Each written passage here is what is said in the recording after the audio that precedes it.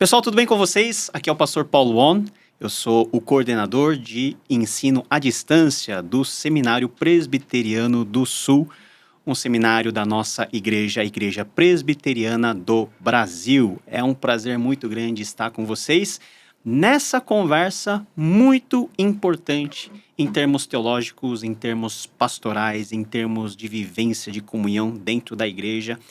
E eu tenho aqui com vocês um convidado muito especial, Reverendo Davi Nogueira, que é pastor auxiliar da Igreja Presbiteriana de Curitiba, e nós vamos bater um papo aqui especial sobre acolher famílias atípicas, ou a importância da igreja local acolher famílias atípicas. Você com certeza já deve ter contato com pessoas nessa situação e que muitas vezes nós não temos os meios para detectar essas pessoas no meio da nossa comunidade, ou se nós as localizamos, às vezes nós não sabemos como que agir, não é verdade? E nós precisamos ter uma profunda reflexão teológica e pastoral para que o evangelho também possa alcançar essas pessoas e Deus poder fazer a obra maravilhosa de graça na vida deles e também por meio deles. Essa é uma ênfase muito grande. Reverendo Davi, que prazer tê-lo conosco aqui nessa conversa.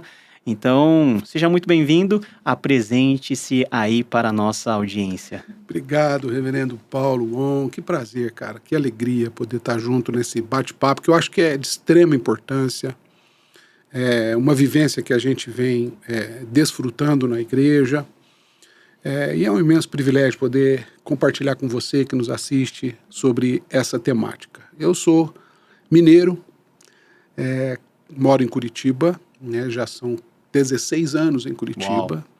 Dos quais tive a oportunidade de plantar uma igreja na periferia de Curitiba, a Igreja Presbiteriana Olaria, que nasceu praticamente junto com a Isabela, que é autista nível 1 de suporte, a minha filha. E também há 10 anos, estou no 11º ano como pastor auxiliar na Igreja Presbiteriana de Curitiba, Reverendo Juarez Marcondes Filho, onde sou atualmente coordenador dos Ministérios de Pais e Filhos. Uma coordenação que abrange ministério infantil, casais, jovens, adolescentes, pré-adolescentes, mas a ênfase nessa relação, né? Entre a família, os pais. Então a gente tem um trabalho de discipulado com os pais, com os homens, discipulado com as mães, discipulado com os filhos, e um trabalho pastoral que abrange toda a família e, particularmente, um núcleo de inclusão que a gente vem se desdobrando para acolher as famílias atípicas da nossa igreja, muito da nossa própria vivência. E é isso. Estou muito feliz de ter essa conversa e poder compartilhar nesse tempo. Muito massa. E geralmente quando nos debruçamos sobre um assunto ou sobre uma área específica que vira a nossa paixão, é porque nós temos uma conexão, né? Uma conexão em termos de, na nossa própria afinidade, mas também de experiências que nós vivenciamos ao longo da nossa vida que, de alguma maneira, nos fazem cair em certos terrenos e nos apaixonarmos por certas temáticas. Por que o Davi, ele gosta de lidar com essa temática? O que faz do reverendo Davi ser alguém que não somente experimentou tudo isso, mas também alguém que tem uma consciência, inclusive em despertar outras pessoas sobre essa temática tão importante, mas é importante, mas não é tão falada no nosso meio. Como que surgiu essa conexão? Bom, vamos lá. De trás para frente, né? Eu sou neurodivergente. Eu tenho um diagnóstico para transtorno de déficit de atenção e hiperatividade. Os meus filhos, a Isabela, que hoje está com 12 anos, e o José, de 7 anos, ambos estão no transtorno do espectro autista. E a Lidiane, minha esposa, que nós brincamos que é atípica, né? Porque a única pessoa que não é atípica da família é atípica. A Lidiane, pelo menos, ainda não tem nenhum diagnóstico para algum transtorno global do desenvolvimento ou coisa semelhante. A Lidiane, ela é neuropsicopedagoga, está pós-graduando em neurociência e educação, ela é da área de educação. Então, o estopim dessa realidade saiu da nossa própria família, né? A história é um pouco complexa, mas a Isabela, que é a nossa primogênita, ela nasceu de um parto muito complicado, muito difícil. E esse parto, a condição que a Isabela nasceu, a partir dali a gente precisou investigar algumas questões neurológicas. A Isabela nasceu com uma paralisia facial, mas não apresentou nenhum prejuízo no desenvolvimento neurológico dos primeiros meses. Nós começamos uma investigação gigantesca, tudo que é especialista a gente procurava, e a minha esposa na época era professora da educação infantil, e perto de 1 ano de idade nós chegamos então à conclusão de que aquilo ali não tinha uma explicação aparente, né? E quando a Isabela entrou para a escola, com 1 ano e meio, quase 2 anos, aí começaram a aparecer algumas questões em conversa com a escola. Aliás, isso é muito importante, esse diálogo com a escola, a gente pode falar sobre isso mais lá na frente. A escola começou a dar uns feedbacks para a gente, que nós começamos a investigar. E chegamos a um diagnóstico de TDAH para a Isabela com muita facilidade. E a gente começou a tratar isso, né? A Lidiane era professora de educação infantil, depois ela passou a ser coordenadora pedagógica, e aí veio o José. O José nasceu em 2018 e completou 2 anos no mês que a gente teve o primeiro lockdown na pandemia e tal, né? Então, essa coisa da gente se fechar dentro de casa, combinado com a experiência da minha esposa como pedagoga, muito rápido ela começou a perceber no José traços autísticos, né? Muito clássicos. O José era o tipo de criança que não tinha contato visual, ele tinha muita dificuldade na interação social dele, ele não teve atraso de fala, mas ele teve muito atraso na comunicação efetiva. Ele tinha comportamentos restritos e repetitivos, ele enfileirava brinquedos, brincava sempre com os mesmos brinquedos, na mesma ordem. E é interessante que o José, cara, ele enfileirava os carrinhos de Hot Wheels, por exemplo, numa ordem cronológica e cromográfica. Então, os que ele ganhou primeiro e de acordo com as cores. E era sempre isso. Só que, cara, a gente estava na vivência do dia a dia, na pandemia, eu não percebi isso. Até o dia que a Lidiane me acordou de madrugada, dizendo, o José é autista, o José é autista. Eu falei, de onde você tirou essa história que o José é autista? E ali, quando ela falou isso, com um pouquinho de informação que eu tinha, eu bati o olho e falei, rapaz, meu filho é autista. Ali começou a nossa grande virada. Então, nós não tínhamos um diagnóstico de autismo para a Isabela, que é a primogênita, mas o José era muito claro. E aí, mergulhamos aí na investigação disso, testes neuropsicológicos e tal, e fechamos o diagnóstico para o José com muita facilidade. E quando foi para fechar o diagnóstico do José, o médico sentou comigo, então aí foi a virada. Eu estou contando essa história para te contar de onde que veio isso, principalmente, né? Então tem essa vivência, mas quando o médico, ele foi muito legal comigo, ele foi muito paizão, assim, sabe? Ele olhou para mim e falou assim, Davi, então assim, olha, o José a gente tem certeza, tá aqui o laudo dele. Mas ele olhou para mim e falou assim, a Isabela eu tenho dúvida. Eu falei, como que é? Você está me dizendo que eu posso ter 2 filhos autistas? Aí foi quando deu aquele, calma, respira. Aí, com muita calma, ele foi me conduzindo e tal. E quando a gente fechou o diagnóstico para o autismo da Isabela, ele falou assim, Davi, é muito raro acontecer de você ter 2 filhos autistas e um menino e uma menina, porque a diferença é muito... Não é muito grande, mas ela é bem característica entre o autismo no menino e o autismo na menina. Inclusive, ele falou se a gente tivesse pretensão de ter mais filhos, chegou a convidar a gente para participar de um programa genético do Hospital Pequeno Príncipe lá em Curitiba, para mapear isso e tal, porque a chance era muito grande de ter mais uma criança autista ou com algum tipo de transtorno neurodivergente ou ainda com má formação, alguma coisa poderia acontecer dentre várias possibilidades e tal. Mas ele olhou nos meus olhos e falou assim, cara, você tem 3 alternativas. Ou você faz como a maioria, que é ignorar. Infelizmente, a gente vive essa realidade. A maioria ignora o diagnóstico, sobre aquele argumento assim, mas eu era assim quando era criança e tal. Como quem diz assim, pronto, justamente por isso. A origem do autismo é genética, né? 81% de genética herdada, 18% de genética de mutação de novo, e apenas 1% de fatores ambientais, é o que a neurociência fala. Então, tipo, exatamente isso, né? Então, ou você faz como a maioria, você ignora, ou você é alguém que tem condição, assim, de terceirizar tudo e você só fica com o bônus da relação, ou então, cara, você arregaça as mangas porque são seus filhos. Essa fala dele foi, assim, uma fala divina para o meu coração.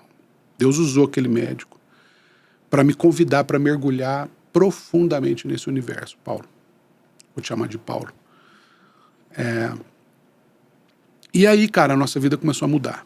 Mas como foi o impacto como papai e como mamãe de ter esse diagnóstico duplo tão duro? Porque eu imagino que ninguém gostaria de se ver nessa situação, porque são situações muito difíceis de serem administradas, e vir tudo quase que ao mesmo tempo. Como que vocês conseguiram lidar com isso a nível de casal, dentro do sentimento de vocês? Foi muito difícil, confesso, no primeiro momento. Porque, assim, os nossos filhos, o autismo hoje, ele ainda, só para entender o que eu quero dizer, ele ainda no DSM que a gente está usando atualmente, que a medicina está usando para diagnóstico, Manual Diagnóstico Estatístico de Transtornos Globais do Desenvolvimento, ou do Neurodesenvolvimento, ainda vem classificado, e ainda no CID-10 para o CID-11, que é o Código Internacional de Doenças e tal, ainda que se classifica o autismo nível 1, 2 e 3 de suporte, considerando a necessidade que esse autista tem de ter a autonomia dele, né? Então, mais auxílio substancial e tal, etc. Os meus filhos estão classificados em nível 1 de suporte, o que não significa dizer que é autismo leve. Não existe autismo leve, moderado e severo. Entendi. É horizontal isso, não é vertical. É um nível de suporte que esse autista, que essa pessoa precisa para desenvolver. Mas veja, os meus filhos são verbais, eles têm um desenvolvimento neurológico, no geral, dentro do padrão, do ponto de vista, assim, da autonomia. Então, eles falam, eles comem sozinhos, eles, apesar de ter... A Isabela, por exemplo, tem um prejuízo de coordenação motora fina que é gigante. Ela come sozinha, mas ela se atrapalha toda. E entre outras coisas, mas assim, eles têm capacidade de ter uma vida normal. Sim. Então, eles provavelmente vão se casar, vão ter filhos e tal. Então, não é em relação a isso. O ponto é, primeiro, a gente já tinha uma noção do quanto isso é um desafio para a sociedade. Sim. Então, a gente começou a pensar assim, cara, como é que a gente vai poder ajudá-los, né? Então, esse choque, primeiro, assim, que a gente teve de se ver impotente. E segundo, em olhar para dentro, né? E ver as nossas próprias capacidades. É quando a graça de Deus inunda o nosso coração. A Lidiane teve uma reação mais de mãe, assim, que é mais visceral, Sim. de chorar e de quase ensaiar assim, um pânico, assim. Mas Deus encheu nosso coração de graça, Paulo. E a gente abraçou. Então foi duro nesse sentido, principalmente imaginar o desenvolvimento deles na sociedade, partindo da própria igreja. Sim. Porque você já visualiza. Já visualiza tudo isso, né? E então você já tem um vislumbre do tamanho do desafio. Sim. Mas, assim, foi imediato a gente caiu para dentro. Por isso que essa fala desse médico foi muito importante, assim. A gente abraçou a causa, cara. Assim, mudou a nossa rotina, mudou a nossa agenda, mudou tudo. Muda até a forma de ser família, por isso família atípica. Muda tudo. Então, o diferencial, assim, cara, é a escolha que você faz. Entendi. É muito importante essa conscientização, porque quando são crianças, porque você tem muito diagnóstico hoje, pelas ferramentas que você tem muito adulto sendo diagnosticado, principalmente pais, que a partir do diagnóstico dos filhos, se percebe autista. Mas quando você fala de uma criança, cara, você tem uma oportunidade única de abraçar esse negócio e de desfrutar é estranho eu falar, mas da beleza do autismo. Porque o autismo te convida para viver um mundo diferente, sabe? É muito interessante você falar disso nessa perspectiva, porque quando nós escutamos a expressão família atípica, o que vem na nossa cabeça, nós que somos típicos, é que atípicos remete a algo negativo, a algo problemático, Sim. a algo que não tem um encaixe fino com o normal que nós vivemos. E essa questão de você lidar com essa situação, lógico, demanda de diagnóstico, demanda de apoio profissional, mas vamos pensar nessa questão relacionada com a nossa vivência pastoral, com a nossa vivência dentro da igreja. Como que a igreja, ao longo do tempo, tem se comportado ou tem reagido a tudo isso? Porque, assim, como leigo, eu posso dizer que a percepção que nós temos é que os casos de famílias atípicas estão crescendo. Sim. Essa perspectiva e essa percepção está correta ou é algo que já estava acontecendo já há muito tempo e só agora nós estamos tendo algum tipo de olhar mais específico com essas pessoas? Como que você enxerga tudo isso? Eu vou tentar... É muita coisa aí para compor a ideia disso, mas eu acho importante. Bom, primeiro, o que a gente está falando quando a gente usa esse termo típico e atípico, tá? O DSM, que eu acabei de mencionar aqui, ele traça para a gente um padrão que é um padrão de desenvolvimento neurológico que precisa ser utilizado para você avaliar o padrão da população. Então, você tem um padrão. Aqui que esse padrão reúne assim, até determinada idade, a criança tem que estar nesse nível de desenvolvimento, da fala e tal. Então, você tem um padrão. Esse padrão é chamado típico. Ok. Certo? Então, quando você fala a expressão típica, uma família típica, é uma família dentro do padrão neurológico estabelecido pela Organização Mundial de Saúde, dentro do processo de desenvolvimento. Então, ele está dentro de um padrão. É uma referência. O atípico é justamente aquele que está fora desse padrão. Então, quando você fala uma família atípica, você está falando de alguém, de uma família que tem na sua configuração alguém que neurologicamente, ou do contexto até psiquiátrico e tal, ele está fora do padrão típico neurológico e psiquiátrico, por assim dizer, recomendado pelo DSM. Okay. Então é um padrão atípico, ele é diferente, ele é anormal, né? Então a família atípica é uma família que tem na sua configuração alguém, um ou mais, ou todos. Eu conheço famílias onde todos são neurodivergentes, né? Então essa é uma família atípica. O que isso significa na prática? Significa que essa família vai ter desafios atípicos, anormais, para além daqueles que já são típicos e padrões no desenvolvimento dessa família, cognitivo, emocional, social, espiritual, né? Porque, veja bem, a igreja, né, a igreja, queira ou não queira, o pastor Glauco Ferreira, ele fala isso com muita propriedade. Glauco Ferreira, ele é pastor metodista, pai de um autista nível 3 de suporte, o Azaf. E ele fala um negócio muito legal. Ele fala assim, cara, na igreja você tem, queira ou não queira, você tem um padrão de comportamento que é exigido, você tem um padrão de ambiente que tem som, luz, etc e tal, né? E você é desafiado o tempo todo a manter relacionamentos. Sim. Certo? Aí ele pega e fala assim, a tríade do diagnóstico do autismo, tá? O autismo, em linhas gerais, você tem, o DSM, ele traz hoje 50 características ou traços autísticos, dos quais a maioria da população pode ter até 25 deles. Nossa! O que caracteriza o autismo? Primeira coisa, prejuízo. A pessoa... Porque quando você fala assim, então eu acho que eu sou autista. Não, o que é prejuízo? Prejuízo é assim, cara, se você não tiver suporte, você não vai atingir o mínimo daquele padrão para ter autonomia naquela área, entendeu? Então, o autismo, ele se caracteriza basicamente por prejuízo na comunicação, na interação social e também se caracteriza por padrões de comportamento restritos e repetitivos.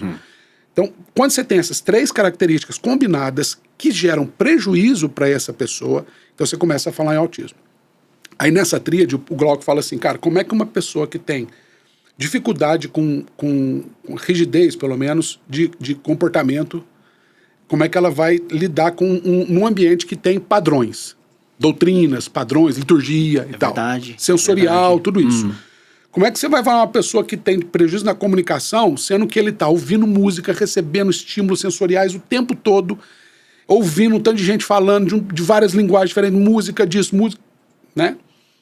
E uma pessoa que tem, onde ela tem dificuldade na interação social, o tempo todo ela é empurrada para falar, bom dia, você é filho de pastor então, como no nosso caso? Verdade. Ele fala assim, cara, a igreja é um ambiente mais inadequado para um autista. Olha o tamanho do desafio. Porque o autista, ele é uma família... E aí, não é só o autista. Porque daí você tem uma criança autista, por exemplo, a minha esposa, na nossa igreja, a gente já tem uma previsibilidade. Em determinadas situações, a minha esposa, ela tem que sair com os meus filhos para um outro ambiente, esperar que o momento passar e voltar. Ou a gente percebe, assim, alguns gatilhos. Sim. Então, você nota que envolve, já não é uma criança que você tira do ambiente, é uma família. E quando essa família não tem um mínimo de acolhimento, essa família simplesmente não vai mais para a igreja. É porque qualquer ruído que acontece, por exemplo, no culto, todo mundo já olha para você com aquele ar. O que está acontecendo? Isso. Se não for aquele ar já de julgamento. Exato. E isso constrange as pessoas. Exatamente. Aí as pessoas não querem ser constrangidas. Isso que a gente está falando de autismo. Agora, você imagina se a gente abranger um pouco mais para pessoas deficientes. E aí eu falo isso, inclusive, no currículo, pretendemos abordar isso. Acessibilidade é muito diferente de inclusão. Acessibilidade é um direito por lei. Acessibilidade, a gente está falando de adaptação ao espaço. Inclusão, a gente está falando de mentalidade. Ok. Então, às vezes você fala assim, não, na minha igreja a gente tem, assim, todos os padrões de acessibilidade, para cadeirante, para cego e tal, a gente tem... Tá, você não está incluindo, necessariamente.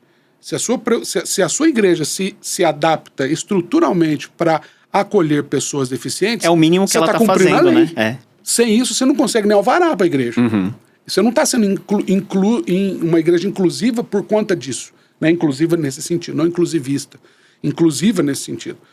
A inclusão, cara, é um processo de acolhimento, é orgânico. Envolve pessoas. Envolve pessoas. Envolve sentimento, envolve percepção, entendeu?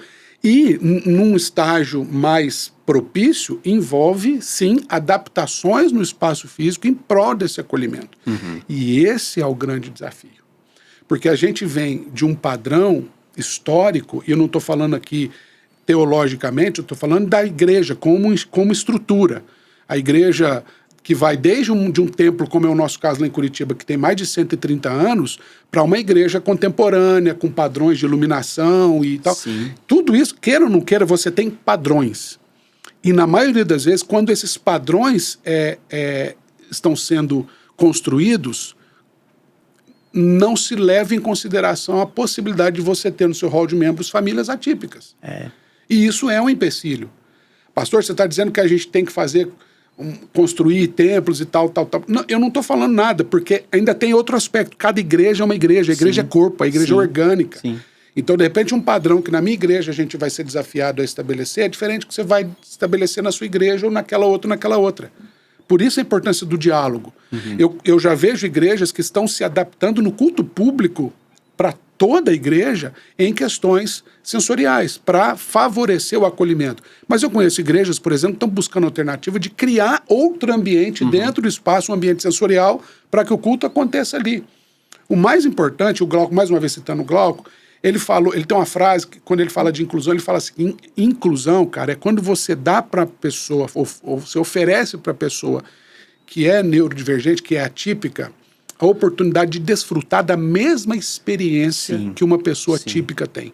Então, note, não é apenas adaptação. A gente está falando de experiência, de deleite, entendeu? Dessa família chegar no final e dizer como salmista, assim, como é bom estar na casa do Senhor. Sim. Sabe, eu me deleito na presença do Senhor. Eu tive uma experiência que eu acho que foi um dos primeiros momentos que eu percebi que aquilo que eu estava fazendo, em termos de produção de conteúdo nas mídias sociais, estava atendendo satisfatoriamente uma parcela do público, mas a outra não.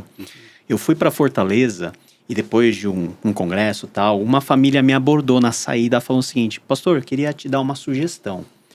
Por que você não muda as legendas do seu vídeo? Aí eu fiquei assim, como assim mudar as legendas do meu vídeo?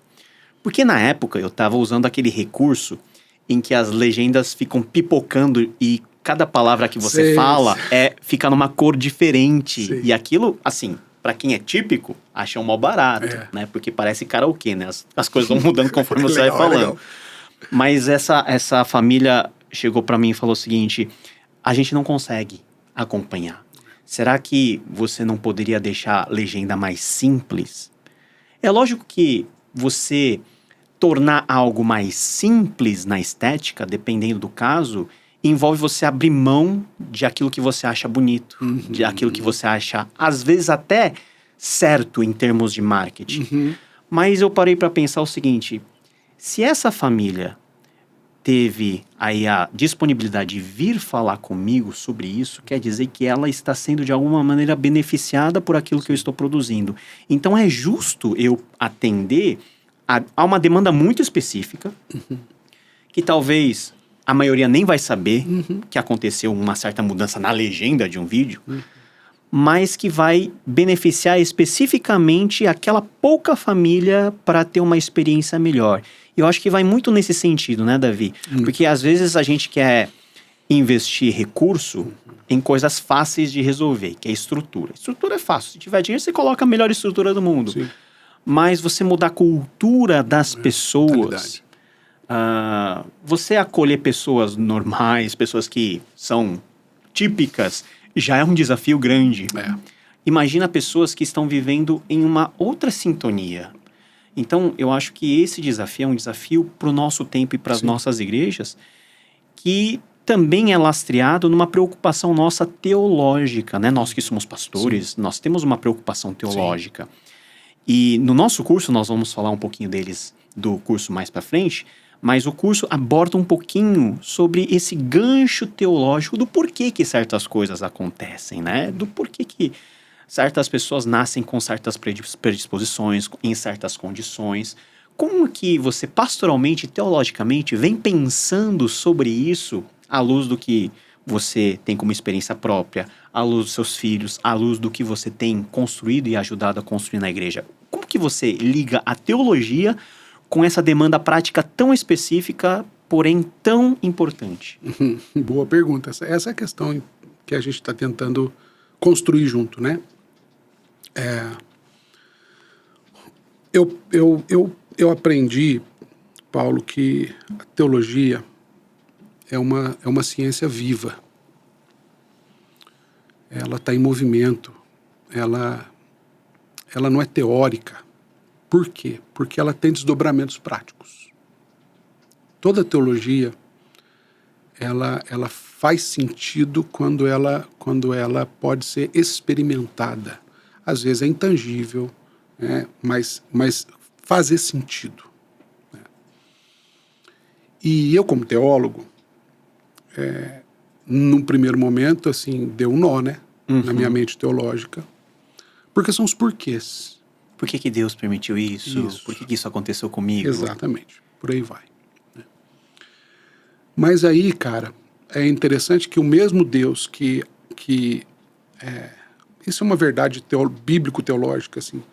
O mesmo Deus que nos deu esse privilégio genético de conceber duas crianças autistas é o Deus que tem nos abastecido com entendimento teológico para lidar com isso.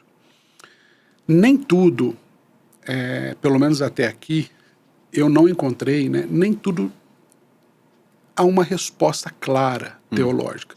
Até porque a gente está falando de uma realidade que não está explícita na Bíblia. Você não encontra você como um bom exegeta e professor da área especialista, você sabe que não existe essa palavra autismo na Bíblia, né? E dentre outras coisas. Ou mesmo o termo inclusão, assim, explicitamente, a gente não encontra isso na Bíblia. Mas a teologia da salvação, ela é clara em nos mostrar sobre um Deus que nos inclui na sua graça, né? Paulo já começa com esse hino lá em Efésios 2, né? Nós estávamos mortos nos nossos delitos e pecados, ele nos deu vida juntamente com Cristo. Em João 10:10, quando ele vai falar dessa vida, vida em abundância, vida plena. A teologia da justificação, eu tenho lido muito sobre isso, viu, meu irmão? E a teologia da justificação, que em certo aspecto é uma teologia de ajuste, né? Quando o Senhor nos ajusta, nos conforma à imagem de Cristo pelo poder do Espírito Santo, né? Tudo isso, em tudo isso está implícito uma teologia de inclusão.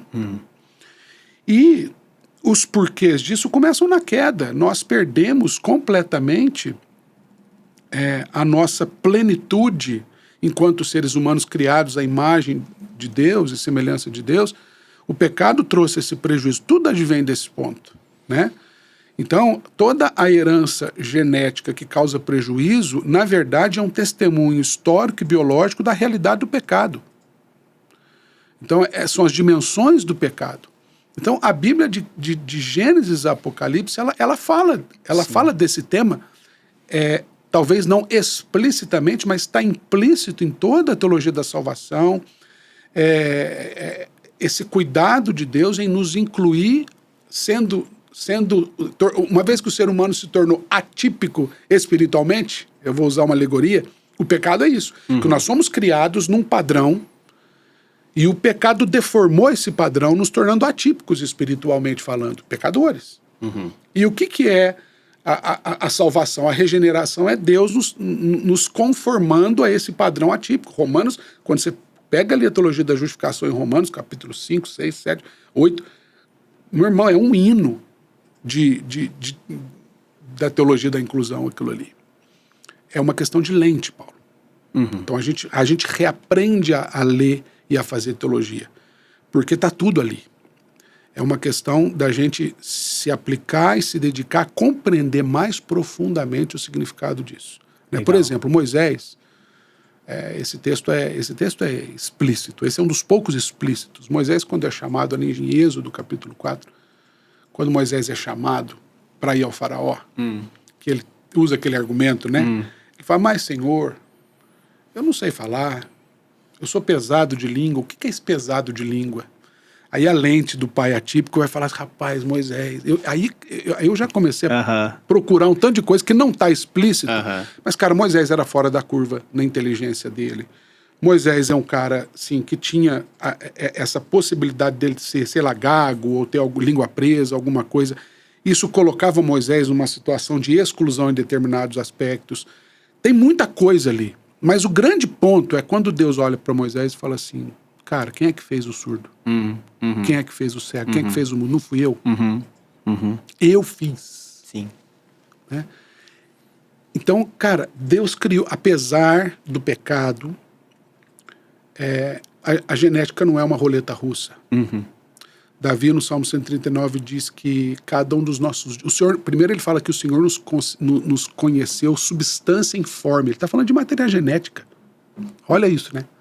Você que é da BC2 aí, imagina o quanto que o pessoal deve escrever sobre essas coisas. E aí ele fala, cada um dos meus dias foi escrito e determinado quando nenhum deles havia ainda. Então, e quando a gente combina isso tudo, essa teologia bíblica, a gente vai ver que Deus está por trás desse negócio todo. E lá, voltando ao Moisés, cara, o que me fascina, e quando eu li isso com essa lente, eu comecei a chorar, que Deus não deixou Moisés na mão. Deus proveu, eu falo, a primeira pessoa a ter suporte psicológico na Bíblia Sagrada foi Moisés, porque Deus falou assim, eu vou mandar Arão com você. Eu vou falar com você, ele vai ser a sua boca. Né? Cara, olha que incrível isso. Deus, apesar do pecado, para que ele venha a ser conhecido na nossa condição de pecado, e a gente sabe disso, né? A gente, parte do plano da salvação passa por essa nossa, pelo entendimento de que nós estamos destituídos do Senhor e que é somente em Cristo que nós somos resgatados. Então tem que ter um contraste. Então mesmo Deus que permite o contraste, ele oferece o suporte. Ele não deixou Moisés sozinho. E ao longo de toda a Bíblia a gente vê isso acontecendo. Né? Eu estava lendo ali em Marcos 7, quando o Senhor cura um surdo e gago, e quando ele vai curar, ele diz assim, efatá, que quer dizer abra-te. Abra-te, essa palavra, esse termo ali, não é abra-se, não é que vai abrir agora. Abra-te sugere assim, que seja aberto, que aconteça. E também aquele caso que Jesus cura um cego de nascença, ele não cura instantaneamente. Ele passa saliva e tal. Então, isso para dizer o quê? Que às vezes Deus estabelece um processo na nossa vida. E Deus, ele está presente no processo. E precisa ter um discernimento teológico desse processo. Porque tudo isso aponta para a teologia da salvação, para um Deus que nos inclui nessa perspectiva, a salvação nessa perspectiva. Né?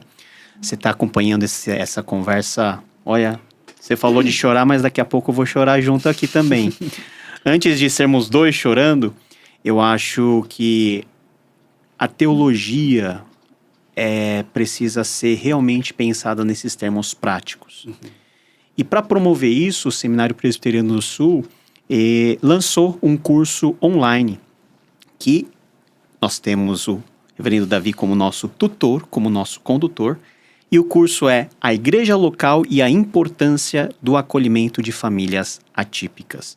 Gente, é um curso muito especial, porque é um curso bem substancial, curso formado por encontros que não são presenciais, mas que são encontros online, 6 encontros, quase 2 horas cada encontro, abordando temas específicos da neurodiversidade, de como isso é percebido dentro da teologia da inclusão, de como, de forma prática, nós podemos acolher esses irmãos de forma justa, de forma graciosa dentro das nossas igrejas.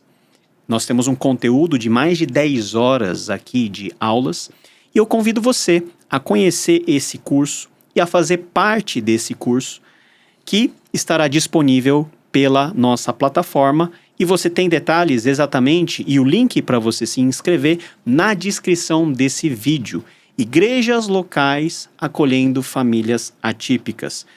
Fora todo o suporte que nós vamos dar a você para que você possa fazer o curso, nós temos um certificado de conclusão emitido pelo Seminário Presbiteriano do Sul e você também terá acesso às gravações dessas aulas, caso você se inscreva também. Temos condições especiais para seminaristas e para alunos dos nossos institutos bíblicos aqui da Igreja Presbiteriana do Brasil.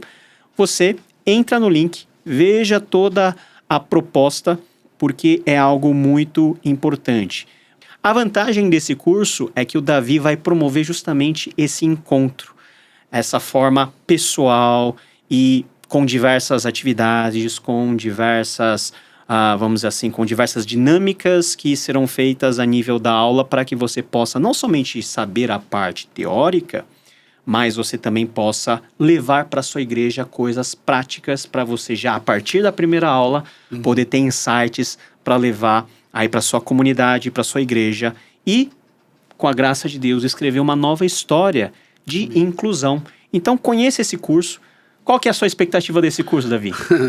Como eu disse no começo, é muito bom poder compartilhar. Eu acho que, para além da riqueza do debate teológico em torno do assunto, a gente poder compartilhar a experiência. Como você disse, eu acho que o curso vai nos dar esse tempo. Ali no CTA você tem aulas, são 8 aulas de 10 minutos e não dá a gente não tem a interação, né? Não tem muita interatividade e o tempo é mais restrito. Eu acho que essa troca, essa oportunidade de ouvir experiências e poder compartilhar é muito rica para mim. Então, assim, a minha expectativa ela gira em torno disso, de para além de poder compartilhar fundamentos teológicos e recursos práticos, a gente poder compartilhar nossa vida, nossa experiência. Né? Então, de repente, você que vai fazer o curso, talvez você não seja uma pessoa neurodivergente ou não esteja no contexto de uma família atípica, mas você deseja a trabalhar ou agir ou se capacitar para essa área. Eu quero fortalecer aqui ainda mais o convite para você, porque às vezes não é uma vivência que você tem como família, mas é algo que está ao seu redor, na sua igreja, você faz parte de um ministério infantil, ministério de juventude, enfim, você faz parte de algum ministério de casais. A gente tem, por exemplo, Paulo, um índice altíssimo de divórcio em famílias atípicas. Olha só. A gente tem pesquisas nos Estados Unidos, porque no Brasil a gente tem, assim, é muito defasado isso, e a gente é subnotificado, na verdade, a verdade é essa. Mas a gente tem pesquisas norte-americanas que apontam para mais de 60%. Tudo isso. Tudo isso. Então, muitos desses casos sequer são diagnosticados, Isso. A pessoa se separa sem saber. A grande maioria. Por exemplo, hoje se fala em 1 a cada 36 pessoas no mundo, tá? A variação é muito pequena quando você pega países com discrepância. A maior discrepância que a gente encontra é de 5% a 10% nesse número. E, cara, e no Brasil a gente tem uma subnotificação absurda para isso aí. Que acaba o quê? Acaba que muita família atípica está sofrendo sem ter noção dos porquês desse sofrimento. E acaba classificando como incompatibilidade de gênero. Exatamente. Como qualquer tipo de... Como até tendo uma visão errada e negativa da própria pessoa, na verdade, porque a falta de diagnóstico nos leva a emitirmos juízos que são errados, na verdade. Nós estamos lendo algo que nós estamos percebendo, mas é aquilo que a pessoa não necessariamente é. É isso aí. E aí isso desdobra muito para dentro da igreja. Porque nós, pastores, recebemos no nosso gabinete semanalmente casais que estão em crise conjugal e você vai ver o que está acontecendo. Não tem uma razão, não tem um porquê. Mas um olha para o outro e fala assim, a gente está cansado, a gente está estressado. E aí, cara, com um pouquinho dessa lente, você vai entrando... E veja, eu não sou médico, eu não sou psicólogo, eu não tenho uma formação nessa área da saúde. Eu sou pastor, sou teólogo, mas sou neurodivergente. Então a gente tem uma vivência. Quando você tem uma aberturazinha, você fala assim, você solta uma coisinha. Paulo, é impressionante. Vira uma chave. Pum. Sim. A pessoa fala, pastor, eu nunca tinha pensado nisso. E só para ainda mais uma coisa, no curso a gente vai falar sobre isso. Eu na parte prática, eu estou sistematizando algo, propondo uma sistemática que eu chamo de ciclo do acolhimento. O ciclo do acolhimento, o primeiro ponto, né, para deixar para você depois fazer o curso e conhecer melhor, mas o primeiro ponto, tudo parte da informação, cara. A gente tá, é absurdo a gente estar hoje com isso aqui na mão e a gente ter acesso a tanta informação e viver ainda uma desinformação gigantesca. E pior, não é apenas a falta de informação, é o sofrimento causado pela falta de informação. Tudo começa com informação. Em levar para a igreja esse debate, em convidar profissionais da área da saúde, especialistas nisso, para falar para famílias. Tem que abrir as portas, tem que abrir o coração, tem que abrir a cabeça, sabe? Porque tem muita família atípica padecendo de cuidado e se desfazendo por questões que depois que passa a gente fala, rapaz, podia ter sido diferente.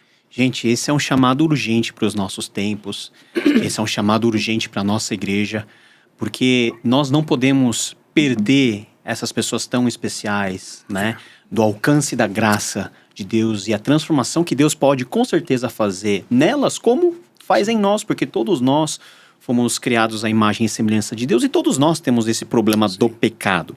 Agora, a última coisa que eu gostaria de você dar aquela palhinha pra gente, você falou muito em uma teologia da inclusão, que leva à prática do acolhimento. A palavra inclusão, talvez, hoje, seja utilizada de diversas formas, sejam formas bíblicas ou sejam formas que fogem da nossa cosmovisão bíblica, daquilo que nós cremos ser a vontade de Deus. O que para você, como pai de um casal de autistas, como alguém diagnosticado com TDAH, o que é a inclusão e como você olha para aquilo que nós temos como teologia da inclusão por meio das Escrituras? Para mim, o mais forte na teologia da inclusão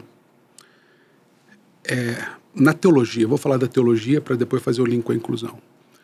Para mim, a coisa mais linda da teologia é quando eu entendo biblicamente que eu posso chamar Deus de Pai. A Bíblia diz pra gente que Deus tem um filho, é unigênito, é o único gerado, né? Mas depois, nas cartas paulinas, a gente vai ver que ele, ressurreto, é o primogênito de muitos irmãos. Eu não poderia chamar Deus de Pai se não fosse pelos méritos de Cristo. E eu não conheceria Cristo na sua plenitude se não tivesse encarnado. Então monta comigo essa peça. Deus, lá em Filipenses capítulo 2, sendo Deus, não julgou com Jesus sendo Deus, não julgou com usurpação ser igual a Deus, antes a si mesmo se esvaziou, assumiu a nossa forma. O que ele fez? Se reduziu a um ser humano e entrou no ventre da Maria. Ele se incluiu na história. A teologia da encarnação, Paulo, ela é sensacional nesse aspecto. Porque é Deus se auto-incluindo na história humana para nos incluir no seio do Pai. E mudar o nosso status de relacionamento com o Pai. Nos dá privilégio da relação com o Pai. E ele me fala assim, quando você for orar, cara, agora não é só para mim, não. Quando você for orar, você fala assim, Pai. O Abba, né? Aquela palavra doce de uma criança, né? Então, assim, o que me encanta na teologia, nessa lente de ler a teologia na perspectiva da inclusão, é porque ela é essencialmente a teologia da salvação. É o amor de Deus nos alcançando.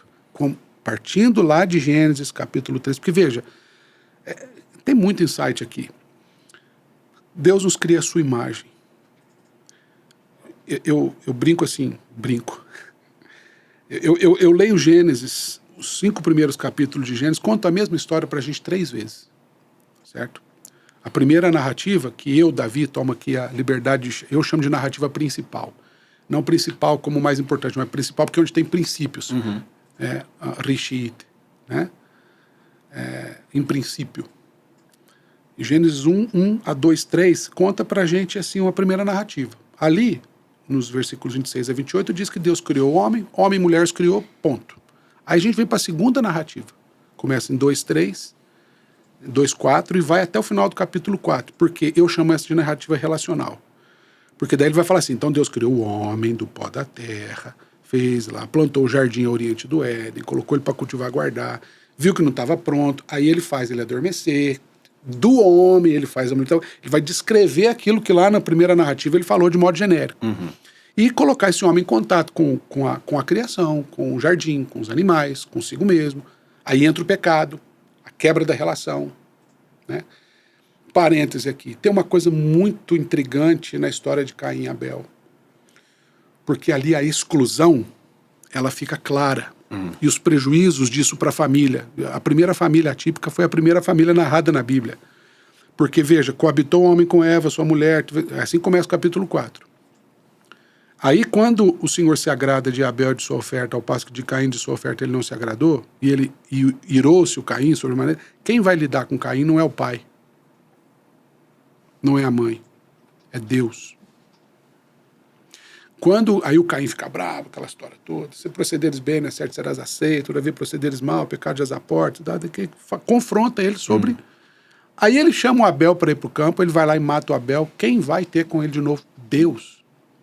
Sabe onde que o pai vai aparecer de novo? Lá no final do capítulo, quando diz assim, voltou a cobitar o homem com Eva. Qualquer semelhança é mera coincidência com a nossa realidade. Então, a coisa da gente, a dificuldade de pai e mãe ter ferramenta para lidar com o filho. E tem mais um detalhe aqui, ó. Vamos lançar esse negócio. A Bíblia não conta pra gente que Adão e Eva tiveram filhos dentro do jardim. A experiência da paternidade, da maternidade, só aconteceu num contexto de pecado. O que poderia significar dizer que toda a nossa experiência de paternidade acontece num contexto de pecado. A gente não sabe ser pai e mãe. A gente sabe ser marido e mulher, a gente não sabe ser pai e mãe. Então, quando você fala em família, quando vem os filhos, cara, isso tem uma dificuldade teológica muito grande. E aí Deus manda o filho perfeito, que se relaciona perfeitamente com o pai, para preencher essa lacuna. É Cristo que nos ensina a chamar Deus de pai do jeito que era para a gente ter ensinado os nossos filhos. Mas a gente não aprendeu a fazer isso porque a gente só provou da experiência da paternidade como pecador. Então note que essa volta da teologia, a teologia da encarnação, encontra muita referência nisso, cara, porque é Deus nos trazendo de volta. E isso é maravilhoso. E isso é de vivência. Isso não é uma teoria. Isso é um deleite, é um desfrute, é uma experiência que você tem com Deus, na salvação e nos desdobramentos disso. Né? Quando você vai discipular uma família típica, por exemplo, você precisa reconstruir tudo isso aqui. Olha só. Porque eles estão tão por fora dessa realidade, porque o peso trouxe para eles um senso de exclusão tão grande de por que Deus fez isso comigo, que Cristo não faz mais sentido.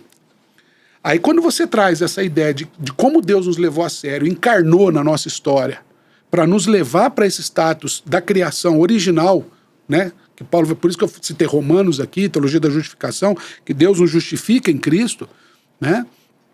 E mais tarde o João vai ver a gente de volta naquele ambiente, né? Lá na Nova Jerusalém, na árvore da vida ali no centro, tem um vislumbre do jardim, né? E isso é maravilhoso. Então note, a teologia da salvação é uma teologia de inclusão. E isso é fascinante. E quando a gente prega, tá, o ponto final, Paulo, quando a gente prega a palavra de Deus, você não precisa ser explícito no termo, mas está implícito no argumento. Cara, isso leva um conforto. Eu comecei a praticar, para dar um exemplo disso e concluir aqui nessa fala, eu comecei a usar uma prática. Quando eu vou pregar numa igreja, o pastor me permite, antes de eu, seja conferência, seja qualquer coisa, eu falo, pastor, eu posso jogar uma foto da minha família no data show, no telão, onde for? E eu me apresento assim de cara. Eu resolvi levantar essa bandeira. Eu me exponho, tá? Verdade. Mas a primeira coisa em qualquer lugar é uma estratégia de empatia. Sim, eu falo assim, olha, essa aqui é minha família, Lidiane, Isabela, José. Nós somos uma família típica. Meus filhos são autistas, eu tenho TDAH. Então, antes de mais nada, eu queria pedir para alguém na igreja fazer uma oração por mim e pela minha família. Cara, são 5 minutos de introdução. Que legal. Não tem uma igreja no Brasil inteiro onde eu vou que quando termina o culto, a pessoa chega e fala assim, pastor, obrigado por isso. Isso muda a forma como as pessoas ouvem o evangelho, Paulo. Porque você vê graça de Deus num contexto caótico de uma família atípica, neurodivergente, onde nada naturalmente faz sentido, onde você precisa de suporte para que faça sentido. E a gente percebe essa subnotificação que a gente falou, a quantidade de gente que se sente acolhida simplesmente com o fato de você postar uma foto e falar assim, eu que sou pastor, sou essa pessoa. Sim. É uma exposição, mas cara, não tem como ser diferente. Se Cristo se expôs na cruz nu para me identificar com o Pai, quem sou eu como pai atípico para não expor a minha realidade e dizer, olha o que Cristo fez na minha vida? Isso. Maravilhoso, Davi. Poxa vida, eu ficaria aí a tarde inteira falando com você sobre isso. Eu também, é bom demais ter E é tão bom nós vermos que a palavra de Deus encontra lugar em qualquer situação e ela restaura qualquer tipo de coisa, né? Qualquer pecado, qualquer desvio nosso, mas qualquer coisa também que de forma inconsciente ou que não depende de nós, né? Acontece. E eu creio firmemente que é papel dos nossos seminários, papel daquilo que nós estamos fazendo como EAD aqui do SPS, promovermos esse lugar de encontro da teologia com a necessidade humana e como nós colocamos uma coisa conversando com a outra no sentido de nós enxergarmos o problema nesse mundo caído e com as respostas que nós temos convicção de que nós temos as respostas certas para as questões pontuais que são colocadas diante de nós. Para já encaminharmos para o fim dessa nossa conversa, queria que de forma bem curta você pensasse em uma coisa que a igreja não deveria fazer com as pessoas atípicas e uma coisa que a igreja poderia fazer melhor. Rapaz, o que ela não poderia fazer, fechar os olhos para essa realidade. Por mais que ela não tenha ferramentas para lidar, jamais ignore esses fatos. Porque eu entendo que às vezes a gente é tentado a ignorar pela ignorância, né, ou pela falta de ferramentas para isso. Então não faça isso. Em contrapartida, o que a igreja precisa fazer? Informe-se a respeito disso. Não apenas teologicamente, mas, sobretudo, do ponto de vista da saúde. Então, informe-se, procure profissionais da saúde que vão ajudar, com certeza, você na sua igreja a fazer adaptações, que sejam elas estruturais, sejam elas, como você disse, numa legenda. Você estava falando aquilo, eu imaginei como TDAH, porque é verdade. Uma pessoa com TDAH, a gente tem dificuldade de se concentrar naquilo, porque daí eu deixo de prestar atenção no que você está falando para ficar prestando atenção nas cores. Nas cores. E sabe o que eu faço? Eu fico contando quantas vezes cada cor aparece para tentar entender uma lógica naquelas cores. Acabou o que você está falando, né? Porque você foca em alguma coisa que... Isso. Pronto, é diferente. É diferente. Eu tenho um déficit de atenção. Então eu procuro alguma coisa para, sem perceber, eu vou procurar isso. Então, informe-se, porque às vezes poucas, você não precisa de muita coisa, não precisa ser especialista, mas vá atrás de informação, saia da desinformação, pelo amor de Deus. Sabe? Você tem hoje excelentes profissionais dispostos a isso. Aí na igreja, informe-se, informe a sua liderança. O resto é consequência. O resto é consequência disso. Com informação, cara, a gente faz muita coisa. Gente, e é justamente isso que nós queremos oferecer a você por meio desse curso. A igreja local e a importância do acolhimento de famílias atípicas. Curso online com o reverendo Davi Nogueira Guedes, que esteve comigo aqui para essa conversa. Você encontra mais informações sobre esse curso na descrição desse vídeo. E foi um prazer muito grande conversar contigo. E olha, é um prazer mesmo poder ter essa oportunidade de lançar luz sobre um tema que ainda é tratado com bastante timidez dentro do nosso contexto. E a minha oração é que por meio da sua vida, por meio de outras iniciativas que têm surgido dentro do nosso contexto da igreja brasileira, esses irmãos tão especiais possam ser devidamente valorizados, devidamente atendidos, e nós queremos também ser bênção para eles. Amém. E eu tenho certeza que eles são e vão ser cada vez mais bênçãos para cada um de nós. Obrigado, meu irmão. Obrigado, que Paulo. Deus Prazer abençoe é meu. Obrigado, ricamente. Cara. E nos vemos na próxima conversa aqui, promovida pelo Seminário Presbiteriano do Sul. Você encontra mais informações sobre o nosso seminário aqui na descrição também. Que Deus te abençoe e até a próxima. Tchau, tchau.